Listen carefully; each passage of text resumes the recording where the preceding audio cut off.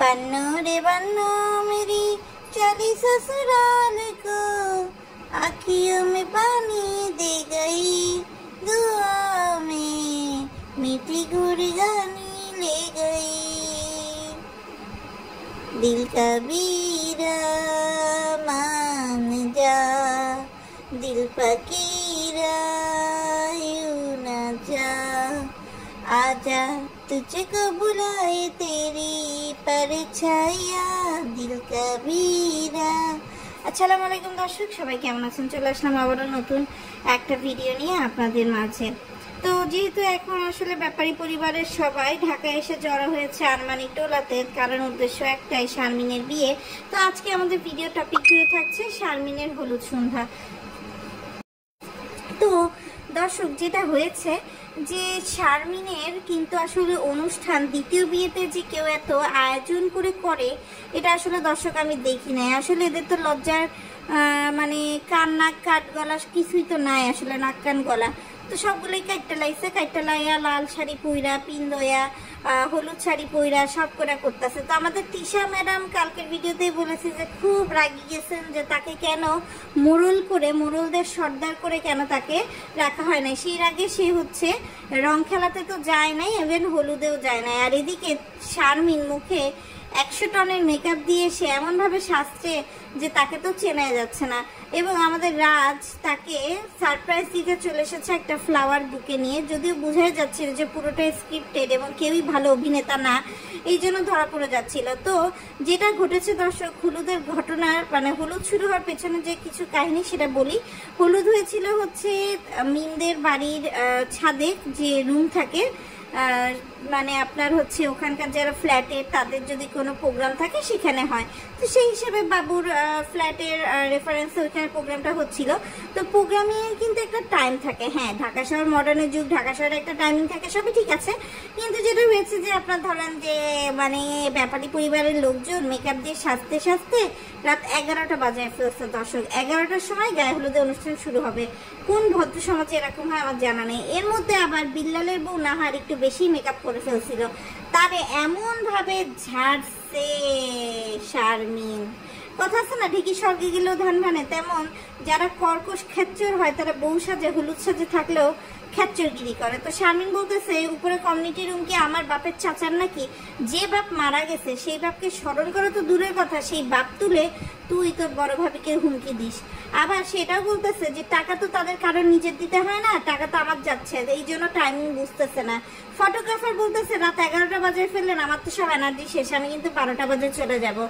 তো বাপ্পি ফটোগ্রাফারকে বলতেছিল যে আপনি আগে আগে যান, আমরা আসতেছি। তো ফটোগ্রাফার আবার বাপ্পিকে ঠাস করে আপনার চুপ করে দিছে। এই রাগে কিন্তু বাপ্পি শারমিনকে অল্প খাইয়ে চলে এসেছে। শারমিনকে হলুদে বাপ্পিকে কিন্তু আর দেখা যায়নি, আপনারা ভালো করে খেয়াল করবেন। ইভেন বাপ্পি তিশার কিন্তু একটা সংঘাত চলছিল।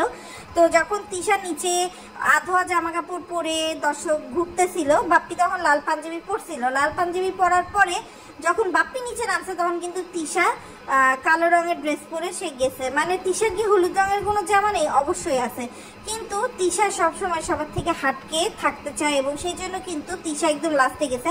হয়তো বা ইন্টারনালি তাকে রাজ আর শারমিন মিলে তাকে হচ্ছে বুঝাইছে, সেই জন্যই আসছে। আর এদিকে সাবিনার কথা কি বলবো, আরিফকে অন্যান্যদের ক্যামেরায় পেছনে দেখা গেল। আমি জানি না আরিফ কেন ভিডিও নিয়ে সামনে আসেনি, অথবা আমি জানি না যে সাবিনা কেন এরকম গোসল ছাড়া নোংরা জামা কাপড় পরে ঘুরে বেড়াচ্ছিল 3 দিন ধরে। এদিকে আবার যদি বলি খুকিও খুব বেশি যে একটা সাজছে তা না, তানজিলাকেও তেমন সাজতে দেখা যায়নি। আর বড় ভাবি শারমিনের কথা কি বলবো। আর এদিক দিয়ে আবার দেখলাম বিল্লাল সাদা গেঞ্জি পরে ঘুরে বেড়াইতেছে। আবার সে টাইটেল দিছে 2 ভাইয়ের মধ্যে ঝগড়া হয়েছে শারমিনের হলুদকে নিয়ে। আরে ভাই রে ভাই, তোর বোন দ্বিতীয়বারের মতো বিয়ে করতেছে, এত ঢং করে করতেছে, তুই সামান্য ভিউয়ের জন্য পাঞ্জাবি পরবি না? আবার দেখলাম এমন সস্তা পাঞ্জাবি বানাইছে দর্শক, সাকিবের পেটে ঢোকার আগেই ফাইটটা গেছে। মিজান যেটা পড়ছে মিজানের হাত ফাইটটা গেছে। এদিকে আবার সাদিয়ার জন্য শাড়ি ছিল না, তিশার জন্য শাড়ি ছিল, তিশা যে শাড়িটা ছিল সেইটা দর্শক আবার সাদিয়াকে দিয়ে দিছে। আবার দেখলাম দর্শক সবার বাচ্চা কাচ্চাকে দিতে পারছে, অথচ সাদিয়া নাকি ওদেরই চাচাতো বোন, অথচ সাদিয়ার ছেলের জন্য একটা পাঞ্জাবির আয়োজন করতে পারে নাই। আবার দর্শক দেখলাম যে মরিয়মের কান ফুটানোর সময় কত অনুষ্ঠান করে শাড়ি টাড়ি পরলো, অথচ সাবিনা এই অনুষ্ঠানে কোনো শাড়িই পরলো না। মানে সবকিছু দর্শক বেচাকার অবস্থা। সকালবেলা বাবুকে দিয়ে ফুল আনায়ও মিম রাগের চোটে ফুল দিয়ে সাজেই নাই। তো যাই হোক দর্শক, এর মধ্যে আবার সবচেয়ে বড় আকর্ষণ ছিল হচ্ছে আপনার পারুল বেগমকে জানেন তো? পারুল হচ্ছে বাবু শারমিন আর বিল্লালের মা, যে কিনা স্বামী মারা যাওয়ার পর তো নাকের নথ ফুটিয়ে হাতে চুড়ি পরে ভাইরাল ছিল। কালকেও দেখলাম সেও লাল শাড়ি পিন দিয়ে মাথার মধ্যে মেহেদি দিয়ে একেবারে ঘুরে ঘুরে ঘুরে ঘুরে বেড়াচ্ছে, আবার হাতে ম্যাচিং লাল ব্যাগও আছে। আবার দেখলাম দর্শক এইসব প্রোগ্রাম হাঙ্গা মাঙ্গার মধ্যে দর্শক দেখলাম যে আজকে আবার যখন তেলানির অনুষ্ঠান হচ্ছে সকালে, তখন দেখি কান্নায় বুক ভাসায় দিচ্ছে। মানে আমি বুঝি না, তোদের কি বাপের ইয়াদ 2 দিন আসে না, হঠাৎ করে এখন তোর বাপের ইয়াদ চলে আসছে কেন? তোদের ইমোশনাল অ্যাঙ্গেল দিয়েও ভিউ নিতে হবে। আর এদিক দিয়ে দর্শক যেটা হয়েছে যে মানে গ্রাম থেকে তো চাচারা আসছে, গরু জবাই টবাই করছে, এরাও দেখি সস্তা পাঞ্জাবি পরে বসে আছে। আর রাজের যে ফ্রেন্ড সার্কেল, এরা তো আসলে মানে পাতে দেওয়ার যোগ্য না। কেউ হয়তো বা অটোওয়ালা, কেউ হয়তো বা স্টিলের ফার্নিচার আলা, কেউ হয়তো বা এলা ওয়ালা। এর মধ্যে দেখলাম আবার রাজ তার বাড়ির ফার্নিচার ঘুরে ঘুরে দেখাচ্ছে। তো রাজের একটা দুঃখ হয়েছে যে কেন তাকে ডাইনিং টেবিল দেওয়া হয় না। সেই দুঃখে সে কিন্তু নিজের টাকা দিয়ে একটা ডাইনিং টেবিল অর্ডার করে ফেলছে। কিন্তু যে পাখির খোপের মতো বাসা নিচ্ছে, সেইখানে তো দর্শক একটা রুমে ডাইনিং টেবিল রেখেই শেষ করে ফেলছে। ওখানে যে টেনে মানুষ বসবে সেটার সুযোগ নাই। টেনে যদি মানুষ বসেও খাবারগুলো যে গিয়ে পরিবেশন করবে ঘুরে ঘুরে সেটার সুযোগ নেই। পাশের বেডরুমে দর্শক পা ফেলার জায়গা নাই। বেডসাইড, ওয়ার্ডরোব, আলমারি, খাট, সুকেস সব এক জায়গায় রেখে দিচ্ছে দর্শক। মানে কি বলবো। আর আরেকটা বিষয় দর্শক যেটা বুঝলাম যে আপনার শারমিন আসলে কয়েক রাত নির্ঘুম কাটাইতেছে। বিয়ে শাদীর প্রোগ্রাম বুঝতেই পারছেন তো, ভালো টাকা পয়সায় কিন্তু উঠাইছে। আর এদিকে তানজিলা সবার চেয়ে হিটে থাকার জন্য সেও কিন্তু ভালোই টাকা দিছে, প্রায় 2000 টাকা দিছে সে তার খালাকে। আসলে তানজিলা তো বয়সে ছোট, এখানে তানজিলা আসলে দেয়ার কি ছিল জানি না। আর বাবুই বা ভাই হিসেবে কি দিছে সেটাও কিন্তু আসলে আমার জানা নাই। তো দর্শক, রাজ আর শারমিন তাদের ভিডিওতে বলছে যে তাদের ইচ্ছে ছিল যে রাজ তার ম্যাডামকে ঘোড়ার গাড়িতে করে নিতে আসবে, ঘোড়ার গাড়িতে করে নিয়ে যাবে। কিন্তু অনেক কিছু আশা ছিল, স্বপ্ন ছিল। দ্বিতীয় বিয়েতে যে মানুষ এত আশা স্বপ্ন করতে পারে জানি না।